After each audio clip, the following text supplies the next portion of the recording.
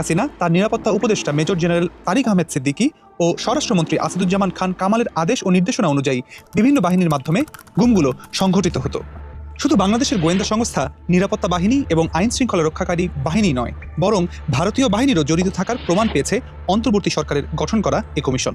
৪ June প্রধান উপদেষ্টার কাছে জমা দেওয়া কমিশনের দ্বিতীয় অন্তর্বর্তী প্রতিবেদনের ৬ষ্ঠ অধ্যায়ে বলা হয়, গোপন বন্দিশালায় বন্দীদের সঙ্গে এমন ব্যক্তিরাও দেখা করতেন যারা হিন্দি, ইংরেজি সহ অন্যান্য বিদেশি ভাষায় কথা বলতেন।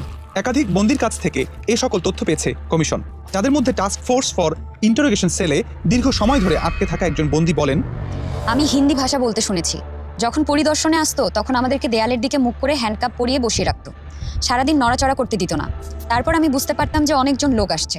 পায়ের আওয়াজ শুনতাম, দুর্গন্ধের জায়গা, পেশাব পায়খানা গন্ধ থাকতো সবসময়। হঠাৎ করে পারফিউমের ঘ্রাণ পেতাম, অনেকজন আসছে। তারপর মোবাইলের রিংটোন, মোবাইল বাজতেছে, নোটিফিকেশন আসতেছে, এগুলো আওয়াজ শুনতে পারতাম। অনেকজনের পায়ের আওয়াজ শুনতে পারতাম, আর আমাকে ওয়াল ফেসিং দিয়ে রাখতো। আমি পেছনে বুঝতে পারতাম অনেকজন আমাকে দেখছেন। তো আমি ভিজিট টাইমে হিন্দি ভাষা শুনেছি, যে তারা একজন আরেকজনের সাথে হিন্দি ভাষায় কথা বলতেছে। প্রতিবেদনে কমিশন উল্লেখ করেছে, বন্দীদের এসব বর্ণনা বাংলাদেশ ও ভারতের মধ্যে অনানুষ্ঠানিক, অস্বচ্ছ এবং দ্বিপাক্ষিক গোয়েন্দা সহযোগিতার ধারাবাহিকতাকে ইঙ্গিত করে। গুমের শিকার হওয়া অনেক ব্যক্তিকে সীমান্ত বাহিনীর সহায়তায় ভারতে পাঠানো হয়েছে। গুমের শিকার একজন বলেন, পরে তারা বলল, তোমার আম্মা অনেক কান্নাকাটি করতেছে, এর জন্য অনেক ছড়াছড়ি হয়েছে, তাই তোমাকে দেশে রাখা যাবে না, দেশের বাইরে পাঠাবো আমরা, তোমাকে আমরা ইন্ডিয়া পাঠাবো। তার পরের দিনই আমাকে রেডি করে নিয়ে গেল, হাইস গাড়িতে করে নিয়ে গেছিল, চোখ বেঁধে। বর্ডারে 2টা লোক আইছিল হোন্ডায় করে, বলল এরা তোরে পার করে দিব, তারপরে তুই ওই জায়গায় কতদিন থাকবি, আবার আমরা তোকে ব্যাক করে নিয়ে আসবো। বন্দীদের জেরা করেছিলেন পশ্চিমারাও। এক ভুক্তভোগী তার সাক্ষ্যে উল্লেখ করেন, এইবার আমেরিকা থেকে 2জন লোক এসেছিল। তারা শুধু আমাকে জিজ্ঞাসাবাদ করার জন্য আসেনি, তারা আরও অনেক লোককে এনেছিল।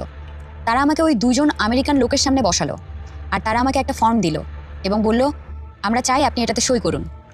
এ সকল গুম কাণ্ডে ইংরেজি ভাষী বিদেশিদের সম্পৃক্ততার কথা উঠে আসে অনেক গুম হওয়া ব্যক্তির বক্তব্যে। যেমন একজন জানান, এর অনেক দিন পর ডিজিএফআই এর অফিসারটা জাস্ট বলল যে ফরেন গেস্ট আছে, ইংলিশে কথা বলো। তখন আমার ধারণা হলো ইন্ডিয়া থেকে আসছে। তো আমি পরীক্ষা করার জন্য হিন্দিতে বলি, এটা আমি পরীক্ষা করার জন্য বলছি আর কি। তো বলছে না, ইংলিশেই বলতে হবে। অনেকক্ষণ 2-3 ঘন্টা ঘুরে পিছে একই কথাবার্তা। তারপরে আমাকে বেশ ভয় লাগাই দিছে। মানে সেদিন আমাকে সর্বশেষ বলতেছে, তুমি যা দিলা এটা তো হবে না। তা আমি বললাম যে আমি তো জানি না। তখন আমাকে বলতেছে, তুমি যদি নাই কিছু বলতে পারো তাহলে তো তোমাকে বাঁচিয়ে রাখা আমাদের লাভ নাই, মানে ইউ হ্যাভ টু লে গোল্ডেন এগ। একদম এই কথাই বলছে। পরের দিন আমি কি সোনার ডিম দিব এটা শোনার জন্য পরের দিন আবার নিবে। পরের দিন আমি শুধু একটা কথাই লিখছি যে I am extremely sorry not to be able to give golden egg. এ পর্যন্ত গুম সংক্রান্ত মোট 1837টি অভিযোগ পেয়েছে তদন্ত কমিশন।